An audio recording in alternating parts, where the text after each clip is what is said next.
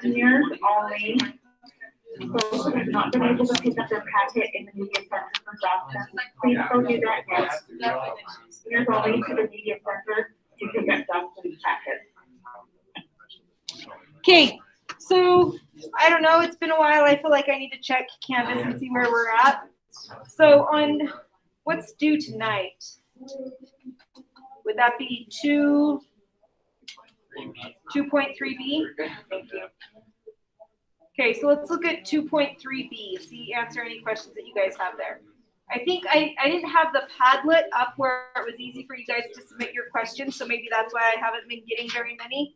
So I think I've adjusted it for this week where it's easier to submit your questions. If not, I'll double check it right after this class. So good, we have some though. We have 11, 15, 18, 19, 20.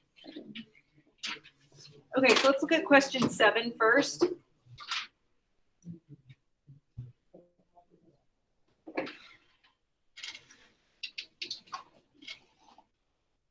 Okay, question 7. Oh yeah, that's right. Okay, so on Friday or Wednesday, what we learned was the derivative of sine, cosine, e to the x, and ln of x. So number 7 starts with something like this. They make it look ugly. Let me just title this for so again, we're doing 2.3 b. Okay. Here's number 7. What did you guys do first? Anytime we can take this approach anytime it's just being divided by a single term. If you have just one term in the denominator, you always want to start by rewriting this as all separate fractions. Okay, so like I would write 3x squared over 2x, and then 4x over 2x, and 2x cosine x over 2x. Now this works with this type of problem if you had a polynomial over this, but it's whenever you have a single term in the denominator. Then we reduce each fraction. So what is 3x squared divided by 2x? What is that first fraction reduced to? 3/2 x, thank you. We have 3/2 times x. And again, this is still the original function. Okay, what about 4x divided by 2x? Just 2, good. What about that third fraction? Good. The 2x's just cancel out, so we just get the minus cosine x. Now the derivative is pretty easy. Okay, so now we can take the derivative of each term. What is the derivative of 3/2 x? 3/2, yeah, it's just the number. And then the middle term, 2, the derivative of a constant is 0. And then we're taking the derivative of negative cosine. You guys have this one memorized. It's the derivative of cosine. Good, negative sign. So we always change the sign. So if it was negative, I'm changing it, and it becomes a positive sign.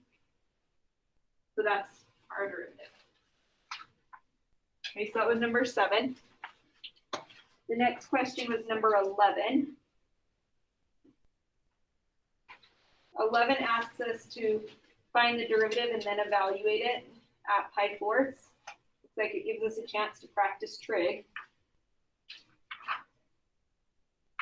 Okay. So Milo, what's the derivative of this first term? What's the derivative of x? Yeah. Oh, 1. Good. What's the derivative of 2 cosine x? Negative sign. Perfect. And the 2 just stays, so it'll just be a negative 2 sine x. Great. Okay, now what else do we have to do? What else is this question asking us to do? Good, add the pi fourths, right? So we just have to plug in the pi fourths. Just think of this as an opportunity to practice your trig. So we have 1 minus 2 times sine at pi fourths. What is sine at pi fourths? Root 2 over 2. Well, those 2's cancel out. So g prime, get in the habit of always identifying your answer, meaning like you have something equals it. So g prime at pi fourths is 1 minus root 2. If you had, instead of doing root 2 over 2, what is that equivalent to? Sine at pi fourths, you can write root 2 over 2, or how else can you write it?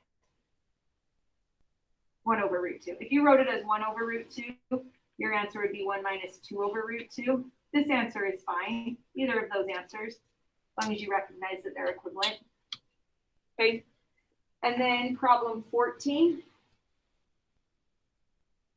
Do you see how 14 is going to be just like that other one we just did? 7. What makes it the same? There's a single variable, single digit in the. Good, yeah, there's just a single term in the denominator, so we write it as the 3 separate fractions. So I'd have 5t to the 4th divided by the 3t squared. Go to the next term. And after you have them all written out, our goal will be to reduce. Okay, so Berkeley, what is this first fraction reduce to? The 5t over 4? Yeah. 5t and 4. Yeah. 5 over 3. Good, those can't change. 10 to 2. Good. Everybody all right with that? So it's still just 5/3 times t to the second. Okay, Lance, what about the second term? What is this second fraction going to reduce to? Good. Okay, and then Ethan, what do you notice about this last term? What can we cancel out or what can we reduce it to? You can reduce it to 2 e to the t. Perfect, yep. Everybody all right there? Again, this is why I think it's important that you're always labeling it. I'm labeling it h of t. So I have not taken a derivative yet. Now I'm ready to take the derivative. Eric, what is the derivative of this first term? What's the derivative of 5/3 t squared? That helps, like, write it as that. What's the derivative of that first term? 5/3. Yeah, perfect. I like that you left it as 5/3 times like 2t, right? We can simplify it later. Okay, Cameron, what's the derivative of the second term? Perfect. Okay, Annie, what's the derivative of the third term?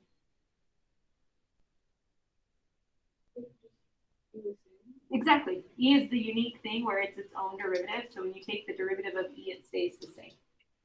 I'm fine if you leave your answer like this. The only thing you could do, well, wait, did we have to evaluate it? We have to evaluate it at 2 anyway. So let's do h double prime at 2. If we plug in 2, this would be 5/3 times, there was already a 2, then times 2, plus 3. Oh, thank you. Yep, let me stop. Let's find double prime. So, Caleb, what would the second derivative of that first term be? Would it just be 11 over 3, or 5 over 3 times 4? Yeah, 5 over 3 times 2. Yep, so I didn't simplify it, so we could write it as just 10/3. We are at that, it's just the coefficient, I just didn't simplify it on the previous step. Okay, what happens to this middle term? Anybody? It's 0, great. What's the derivative of the third term? It's the same. They wanted us to evaluate it at 2, so h double prime at 2 would be 10/3 minus 2 e to the second. We don't go any further. This is your answer. So it's all numbers. It's ugly. We could type it in on our calculator, but why? Okay, so that was 14. Then somebody had a question on 15. Okay, some trig. Oh, and then they threw in a pi. What is pi? What do you know about pi? Not this class in general. What is pi? What does it equal? Yeah, we call it an irrational number, right? You guys all know pi is approximately what? 3.14. And then it's like 159, and it just keeps going on and on and on. But it's a constant. They're trying to make it confusing by using a symbol, but pi is just like 3.14. So when you take the derivative, you treat it like you would any other constant. So even though it looks weird to say like pi times sine x, pi is approximately 3, so it's pretty close to like 3 sine of x. So when you take the derivative, treat it the same way, okay? So when I take the derivative, treat pi as a number, because pi is a number, it's just an ugly number. So what is the derivative of pi times sine x?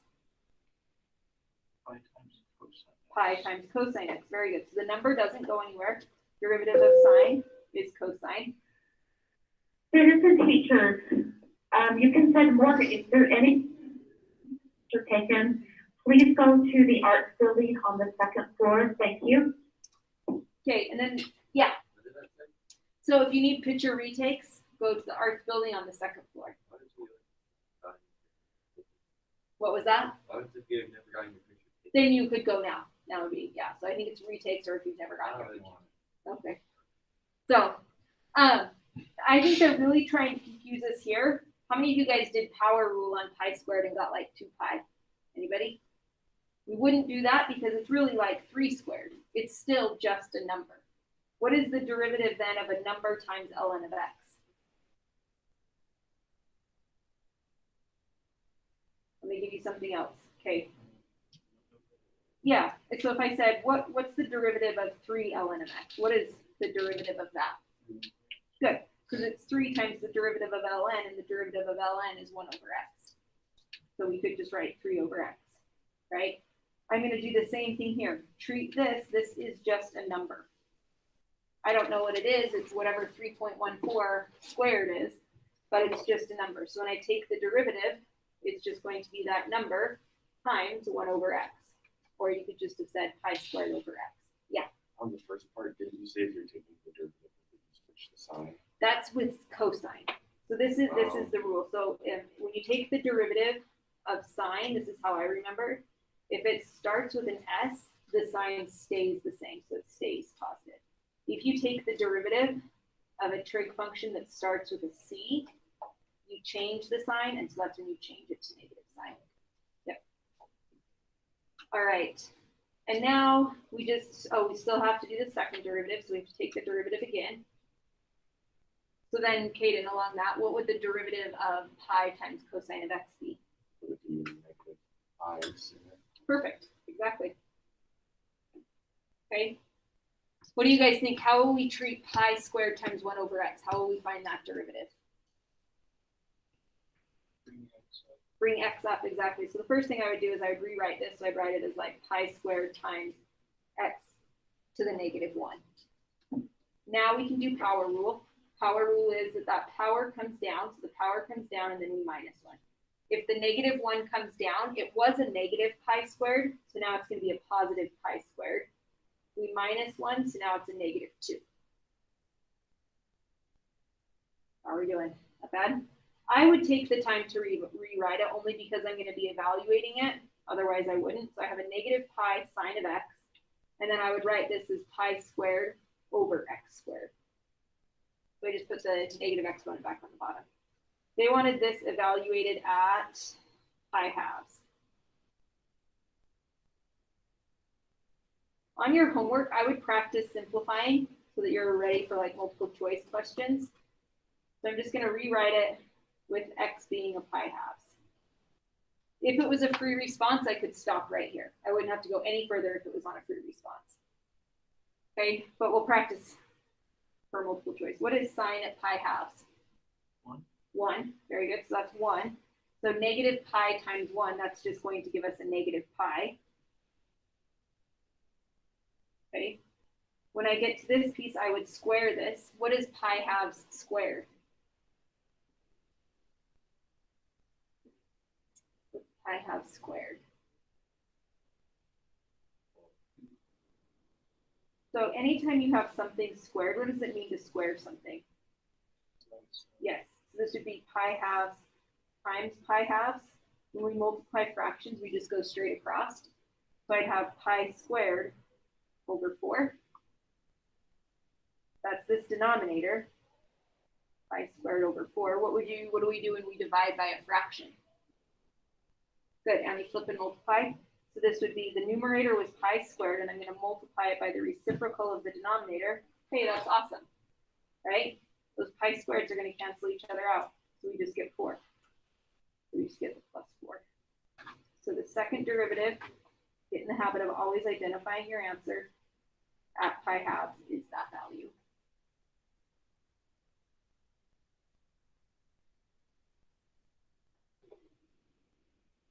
Yeah, Milo. So, is this kind of an example of like the last question of the quiz? The last question on your quiz was a tangent line. I'll do that one in just a second. Let me finish these and then I want to go over that. So remind me before I start the new lesson to do that one. Okay, so 18, it says find the x coordinates of the points at which the graph of this has a tangent parallel to this. Okay, this is good. It's a good review of like previous knowledge too about e to the x and stuff. Okay, so it gives us the function g. They want the tangent to be parallel. What does parallel mean? When you hear parallel, what do you think? Same slope. So we need it to have the same slope as this line. Well, what is the slope of the line y equals 7? Y equals 7 just crosses the y-axis at 7 and goes straight through.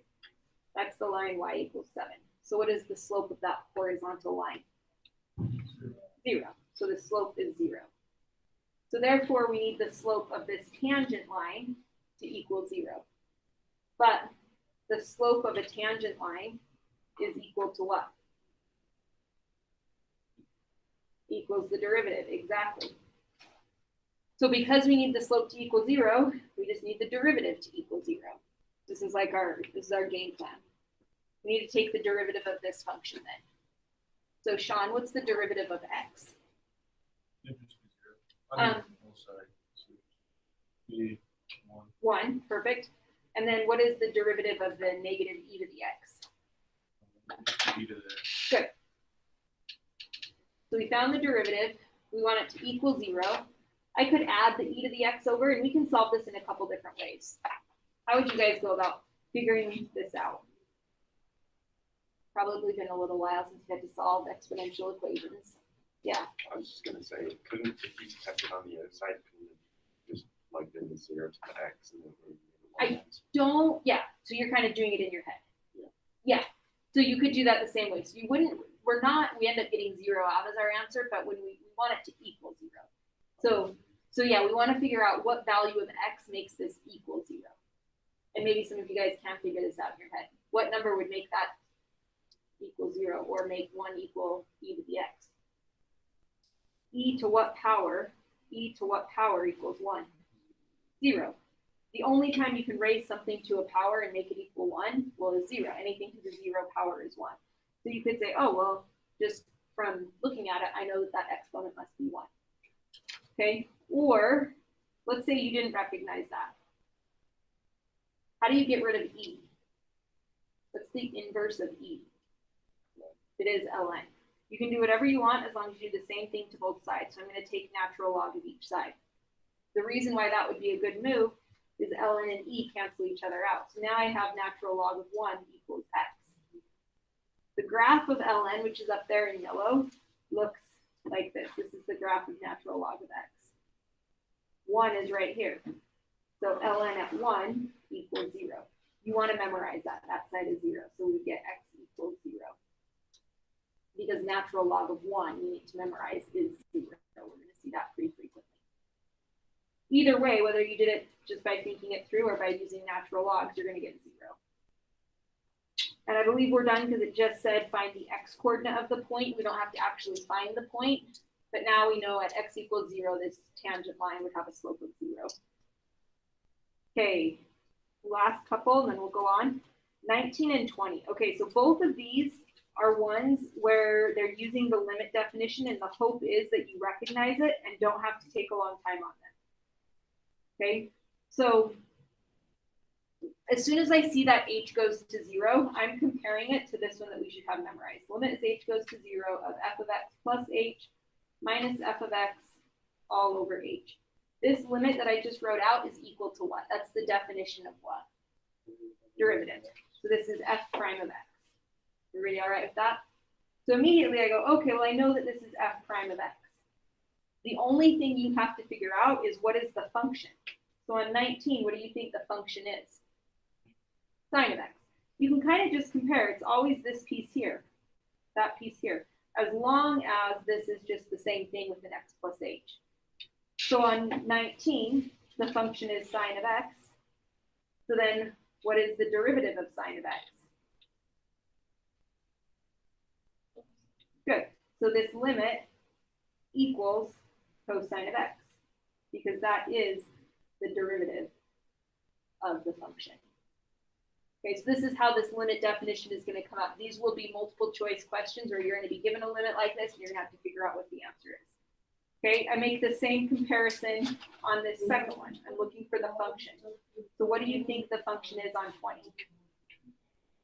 2e to the x. So what is the derivative of 2e to the x? 2e to the x, it's its own derivative. So that's why this limit equals 2e to the x. So I told you when we learned these that the most important step was writing it out on that first line, and then you guys had to go the painfully long, slow way. I said we only have to do it that one time. So from now on, we always just recognize it, and then we can answer if it's the derivative of the function. Okay, so this assignment is due tonight. I will post this document that I just wrote on, so you can, if you wanted to look back at any of the ones we did, I went too fast. We are going to cover position, velocity, and acceleration now. It really isn't bad because it's there's no new calculus that we're learning. We're learning some vocab words, but we're not like doing anything new computationally. Okay, this box is really important. We're going to come back to it. I'm going to add a lot of little notes to it. Yeah. Okay, position, they use like 3 common ways of writing position. S of t. Not sure why it's S, like why they would choose the letter S for position, but I'd say this is probably the most common. So if they're talking about the position, they might call the position function S of t. They might use X of t. They would use X of t a lot if it's like a particle going left and right on the number line to indicate like the X position. They would use Y of t if the particle's like going up and down. Okay, so those are like the 3 different ways that they could do it. They're all functions of time because you can find the position at a particular time. So it could say find the position after 2 seconds or whatever. So instead of like our other notation of f of x, they're just changing the letters around. Okay, velocity function. When they talk about the velocity function, they're talking about instantaneous velocity. So it's the derivative at a point. Okay, so the velocity function is just the derivative. I'm going to make a note like this. If I call position, I'm going to just use s of t. Then velocity is the derivative of position. Okay, so velocity is the derivative. When we take a derivative, we're referring to instantaneous velocity. Your book doesn't do a great job right here of specifying the difference between instantaneous velocity and average velocity, so I'm going to specify this. This right here, this is instantaneous velocity. So velocity at a particular moment. We could find average velocity, and you're going to be asked to find average velocity pretty frequently. I'm going to write that up here. If you're asked to find average velocity, any idea how you would find average velocity? If I wanted the average velocity over the first 2 seconds. Divide it by what?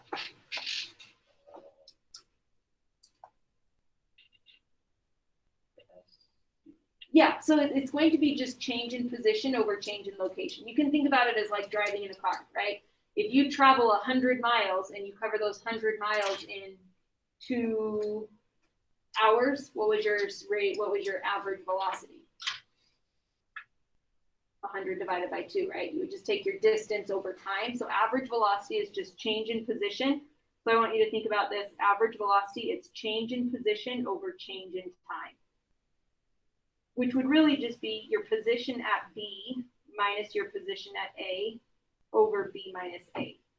No calculus is required to find average velocity. You guys have found average velocity in other classes tons of times. It's just your change in position over change in time. Yeah. I was going to say, isn't this basically a little bit more complicated version of the distance over rate? Exactly. It's the exact same thing. Yep. I think of it as a more simple version. But yeah, it is. It's distance. It's rate equals distance divided by time, right? You guys remember what he's talking about? Like distance equals rate times time. Well, that rate is the rate equals distance over time. And that is distance, your change in your distance. It won't keep scrolling. Change in your distance over your time. So exactly, yep. Okay, so that's average velocity. I see students mixing up instantaneous velocity with average velocity all the time. Now, the book and mathematicians are lazy, so often they won't throw the word average or instantaneous in front of velocity. It will just say find the velocity. You'll know that you're finding instantaneous velocity if it says find the velocity at 2 seconds, right? If it's at 1 point, then it would be the instantaneous. If it said find the velocity from 0 to 2 seconds, then it would be average if it's over an interval of time. Okay, acceleration. Acceleration is how quickly your velocity is changing, so it's the change in velocity. So I want you to think of acceleration. Acceleration is, I'm going to just say, think of it as change in velocity. Acceleration equals the change in velocity, but change in velocity is the derivative of velocity. So you could say acceleration is the change, is the derivative of velocity, or the second derivative of position. Since velocity was the first derivative, if you take the derivative of the first derivative, you get the second derivative. Okay, so acceleration is the derivative of velocity or the second derivative of position. But the reason for that is acceleration is just measuring how quickly the velocity is changing. So you're looking at the change in velocity. Again, this is technically instantaneous acceleration. What if I asked you about average acceleration?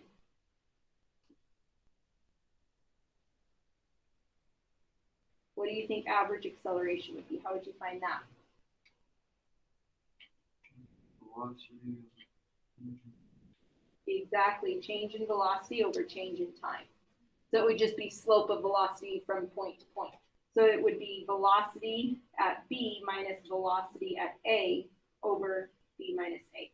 Biggest mistake I see is when a student is asked to find average velocity, they do change in velocity over change in time. So often when I ask somebody to find average velocity, they actually are finding average acceleration. Remember, average velocity is change in position over change in time, okay? Initial position is just saying, you know, starting at 0. So initial position is just when t equals 0. Same thing with initial velocity. When you hear initial, just think, well, that's at t equals 0. The notation sometimes is that subscript with that 0. So if you write v and a subscript of 0, that just means the initial. Speed is defined as the absolute value of velocity. And just write absolute value of v of t. Speed takes away direction.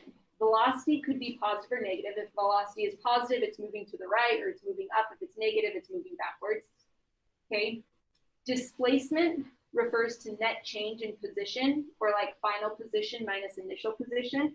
I think of it like this. Displacement, I think, is change in position. I always like math notation. So delta S, which stands for change in position. So that would be position at B minus position at A. Position at B is that final position minus the initial position. Okay, total distance at first is a little pretty time consuming to find. So just to illustrate the difference between displacement and total distance. Let's say you live 1 mile away from school and you have to walk to school each day. So in the morning, you walk the 1 mile to school, and then after school, you walk the 1 mile home.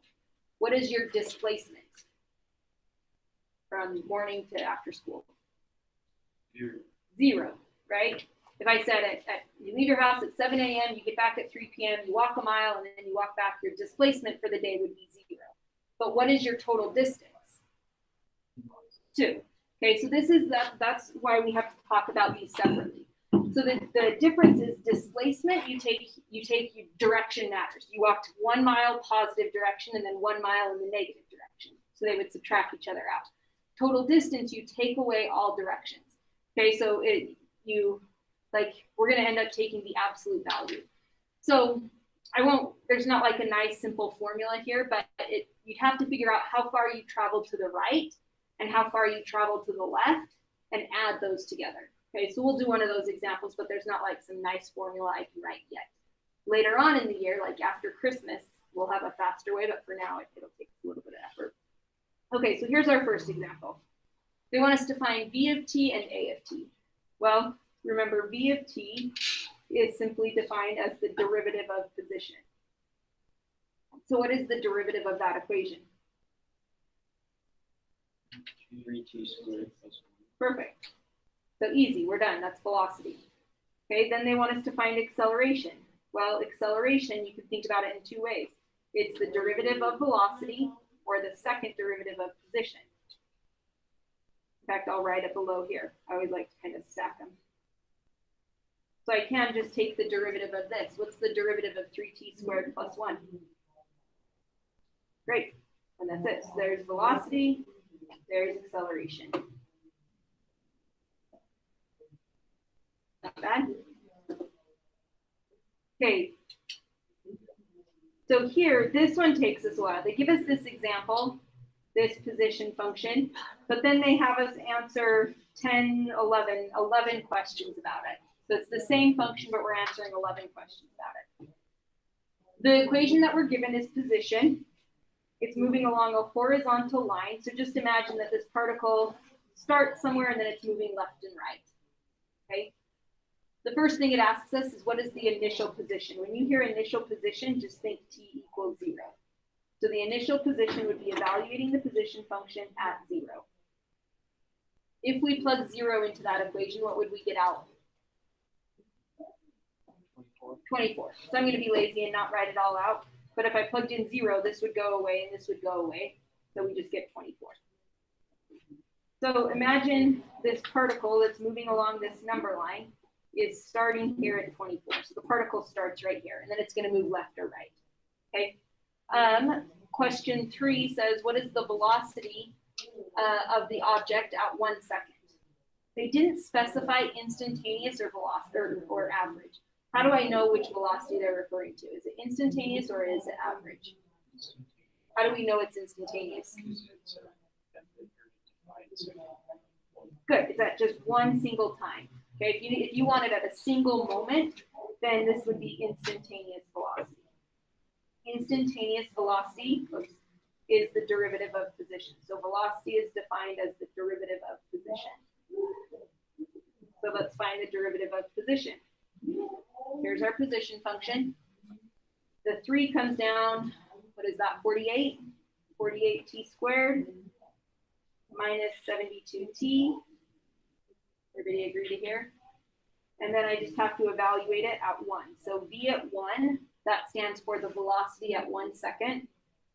We plug in 1, and I get that. What is that? 22, 24, negative 24. Do you want to agree with me? Yeah. Okay, let's talk about units.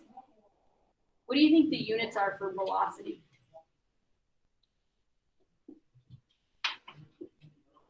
In this particular question, what was it? Feet per second. Good. So we were working with feet and we were working with seconds. Velocity, think it's the change in position. Position is measured in feet, so feet per second. So velocity units are always like distance over time. Is the particle at 1 second moving to the right or to the left? Left. How do we know it's moving to the left? Negative. Okay, so velocity, the sign tells us. So it's starting at 24 and we think it's moving to the left. Okay, what is the speed? Well, how do we define speed? What is speed defined as? Very good. It's the absolute value of velocity. And since they wanted it at 1 second, I can just take the absolute value of the velocity at 1 second. Yeah, it was negative 24, so the speed is 24. Units are the same. It's still feet per second. Speed, you just get rid of the sign. That way you can compare if it's moving faster, positive, or negative. So speed takes away direction. Yeah, Milo. Okay, if it comes back to you, let me know. It might come up again. Okay, and then on 5, they want acceleration. I'm going to copy this because I can. I don't want to keep looking back to this page. So I'm just going to keep that position function at the top of the paper. Okay, so on 5, they want us to find the acceleration. Are they asking us to find instantaneous acceleration or average acceleration? Instantaneous. They wanted it at a moment. So instantaneous means the derivative. Acceleration is defined as the derivative of velocity. Derivative of velocity would be the second derivative of position. Now, we already found velocity. I'm just going to list it up here at the top. Velocity was 48t squared minus 72t. So acceleration is just the derivative of that. The 2 comes down, what is that, 96? So we have 96t minus 72. If you see me do something silly, stop me so I don't like go 5 minutes with wrong numbers. Okay, then we just want acceleration at 1. So 96 times 1 minus 72.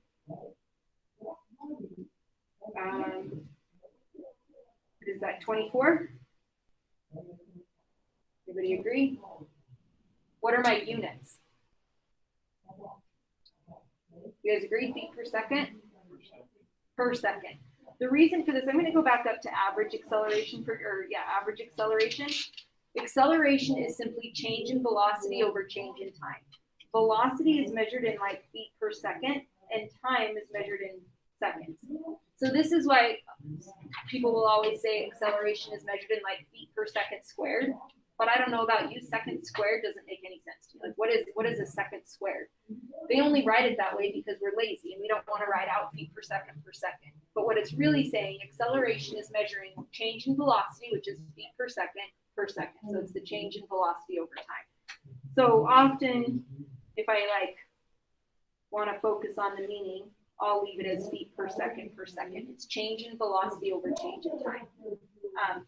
You will see it written as feet per second squared, because seconds times seconds. Those two things mean the same thing. It's just we're lazy and we don't like writing it out like that, even though that makes more sense. Okay, when is the object at rest? What do you think? What will happen when an object is at rest? We want to talk about position, velocity, or acceleration. Velocity is what? 0. Would you guys agree? If it's at rest, velocity is 0. If velocity is how quickly it's moving. So anytime you hear at rest will always be when velocity equals 0. So we have our velocity equation, the 48t squared minus 72t. So 48t squared minus 72t. Remember in this class, anytime we're solving something by hand, you always try to factor. Right? What do those two have in common? A t. I think 16. I'm going to not trust myself. I'm just going to leave it in. So let's say I get to here. Then I could set each factor equal to 0. So t equals 0 and 48t minus 72 equals 0. I could add the add the 72 over, divide by 48. What does that reduce to?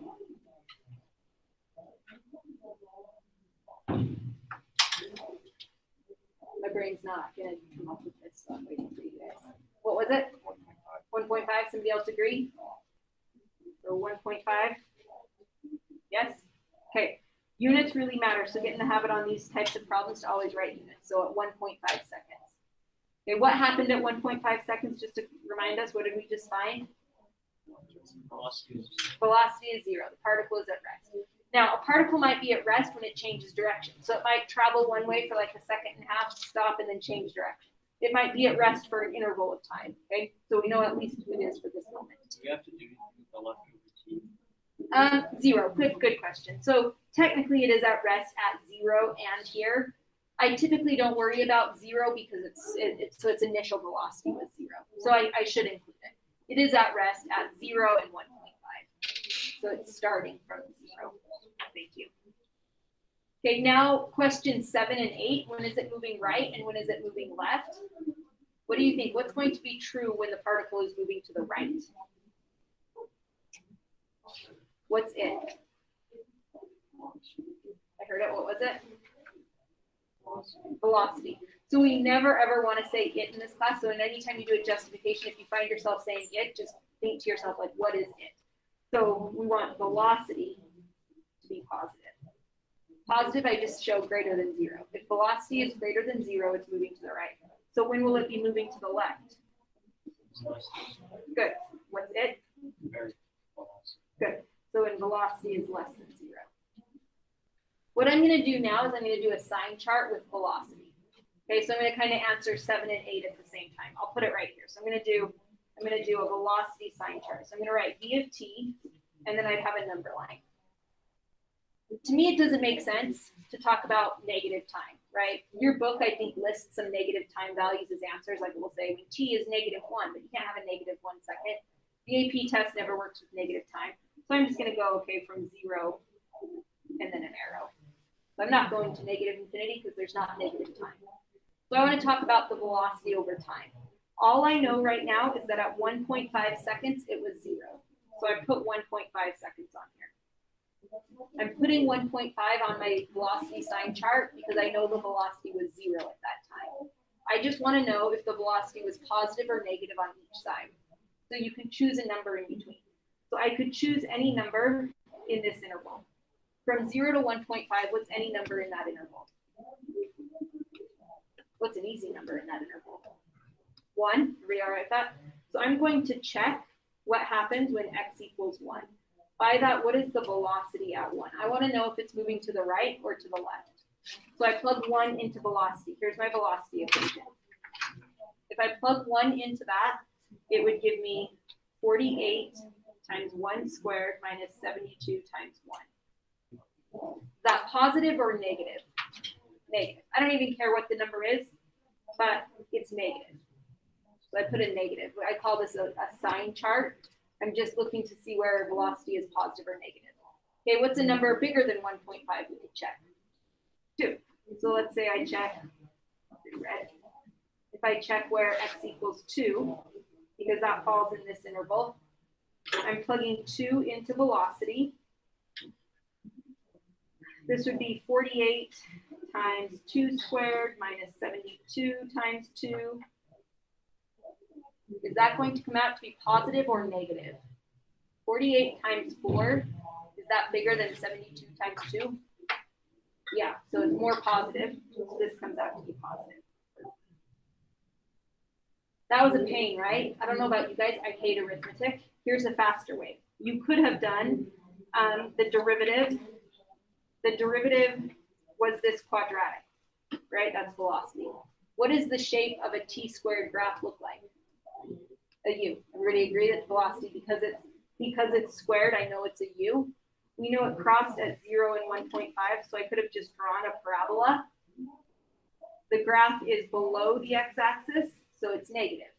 The graph is above the x-axis, so it's positive. So most of the time, if it's a parabola, something like that I can graph, I would rather just look at the graph than have to plug in numbers. I tend to screw up numbers, okay? All right, but now that we have that, we can answer questions 7 and 8. For what time is the particle moving to the right? It will be moving to the right when velocity is positive. So when was velocity positive? Over what time?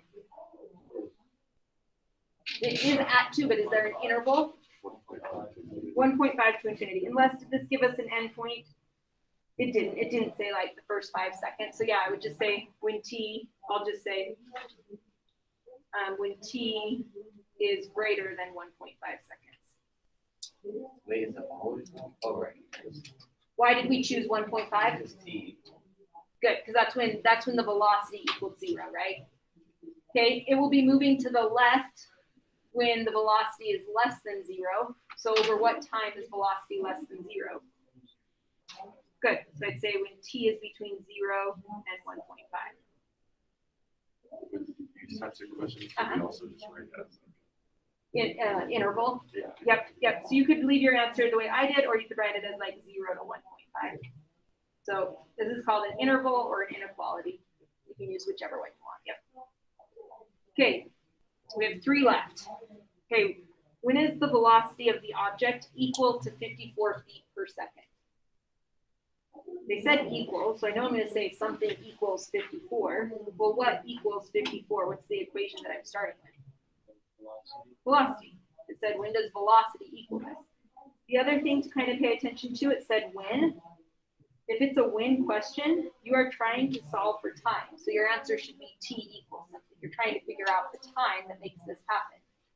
Your velocity equation is the 48t squared minus 72t. I don't think we can solve this one easily by hand. So I'm going to do this one, plus I think we could use some practice on a calculator.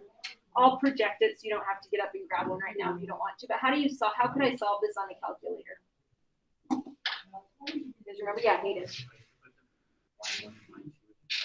Exactly. So if you want to make a note on your paper, you're going to graph them as y1 and y2, and then you're going to find the intersection. Okay. Let me do this really quick. If you have a calculator, please do it too, so that I'm not don't mess it up. Let me switch this so that it's my whole screen.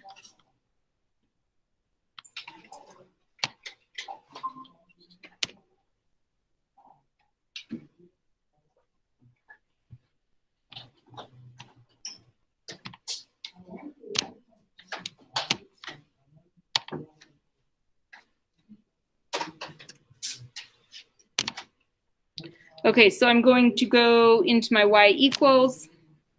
I'm going to enter in 48x squared minus 72t. And on your assignment, your questions kind of go back and forth between calculator and non-calculator. If it doesn't specify, my general rule that I follow myself is, can I solve it faster by hand or faster on the calculator? Okay, so if you get to decide, you can kind of do either. I'm going to hit zoom 6 to make sure I'm in a standard window, which maybe I'll want to change. I expect the velocity graph to be first, which should be a quadratic. That looks like what we had. It's a lot skinnier than what I had, but it's fine. It's crossing at 0 and 1.5. And then how come I don't see the second line? Oh, I didn't even put it in. That's why. No, I put it in. How come I don't see the second function? Good. Our window's only going up to 10. 54 would be a horizontal line at 54. So I'd have to go into window. I'm going to change my Y max. I'm going to make it be 100.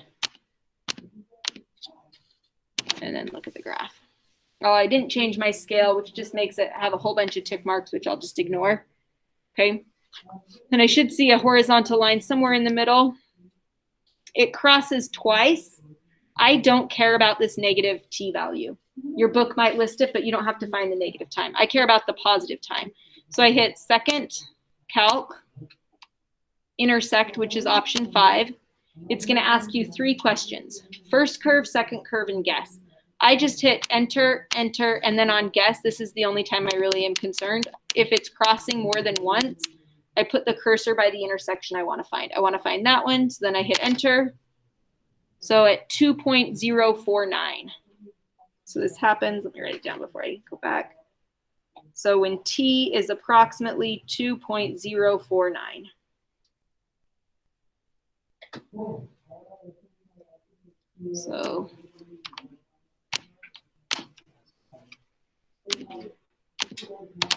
So that's all I would have to show. Not too bad. Okay, displacement. Displacement from 0 to 2. What did I say on the other page? What is displacement? How do we find displacement? I want you to think of it as change in position. So anytime you hear displacement, I would rather write delta S than write out the word displacement. Most of the time, I just write delta S. It stands for displacement, which is change in position. So it would be the position at 2 seconds minus the position at 0 seconds. Now, how would I find the position at 2 seconds? Plug it in. I want to be lazy, and since I already have a calculator handy, I'm going to show you how we can do this pretty quickly on our calculator. So if I want to do this, one thing you can do, if you know you're just going to be plugging in a number into the same function, I'm going to go into my calculator, go into my y equals. So right now, y1 is velocity. I'm just going to arrow down since I already have y1 and y2 taken. I'm going to make y3 on my calculator be the position function. So I'm entering in this original function because I don't feel like doing arithmetic in my head. If I didn't have a calculator, I know I could do it, but I don't want to.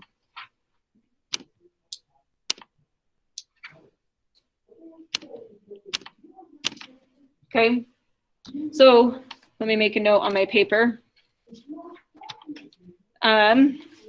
So in my calculator, y3 equals position, right?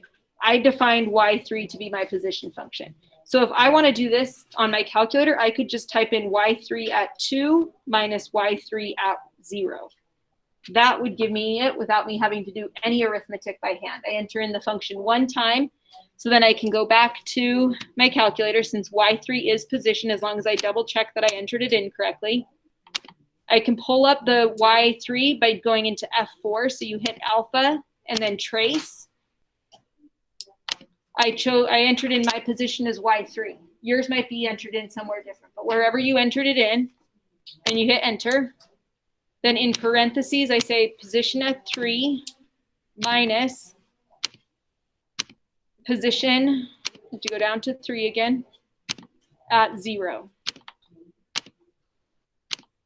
Then the calculator does all the arithmetic for us, which the first time might seem like that wasn't faster, but I know I'm going to be doing this a lot of times, so it's worth the time. So I get negative 16. What did we just find?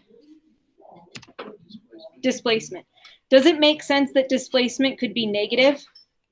Yeah, what does that mean? Opposite direction. So we're like 16 feet to the left of where we started. If you remember, the particle started at 24. Remember we said it had an initial position? So it went 16 units backwards at the end of 2 seconds. So 2 seconds later, that's where it ended up. Okay, now question 11. This is our last one. Yeah. So we got negative 16 by the S2 minus S to the 0. Do we still need to divide it by 2? No, if we divide it by 2, you would be dividing it, you would do change in position over change in time, and you would find average velocity. So if I asked you for average velocity, you would do that. Displacement is just the change in position.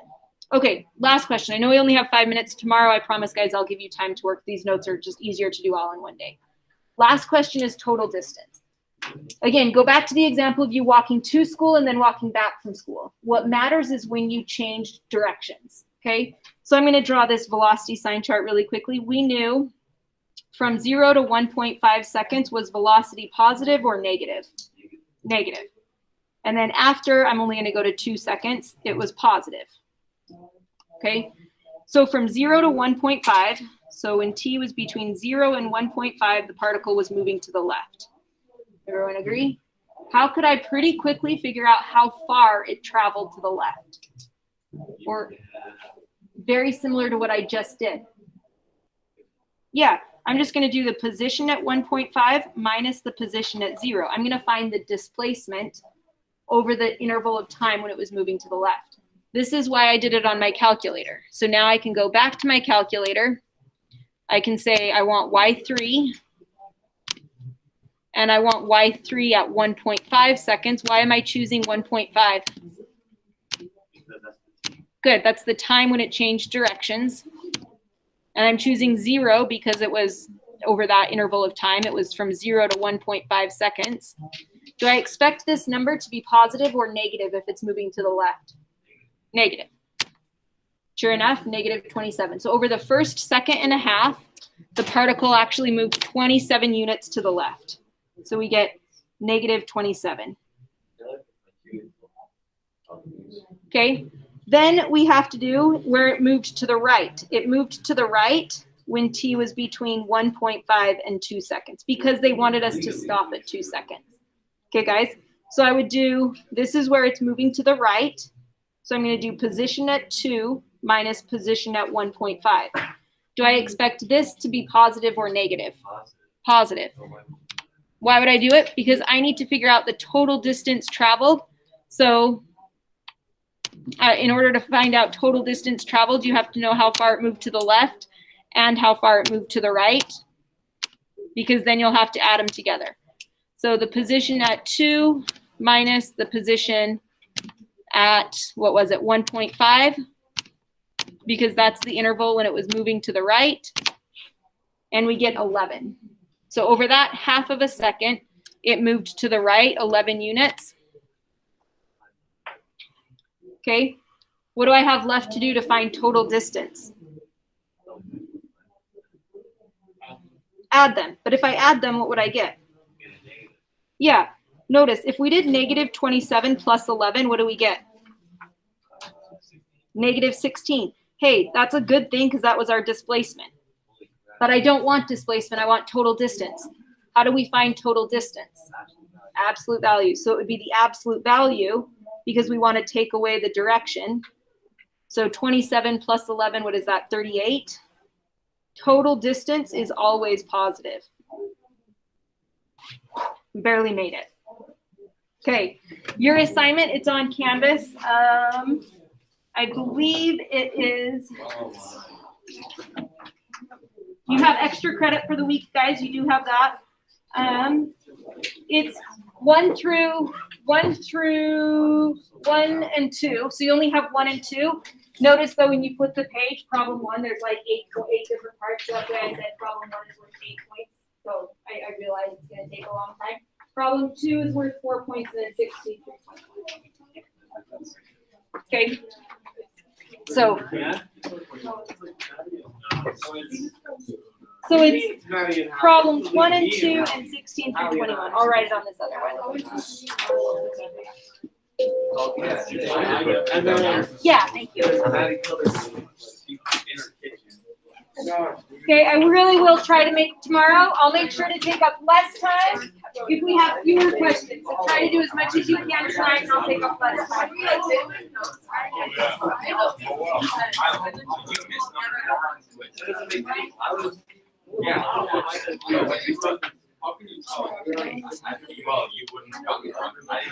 Did I not? Was I not? Okay.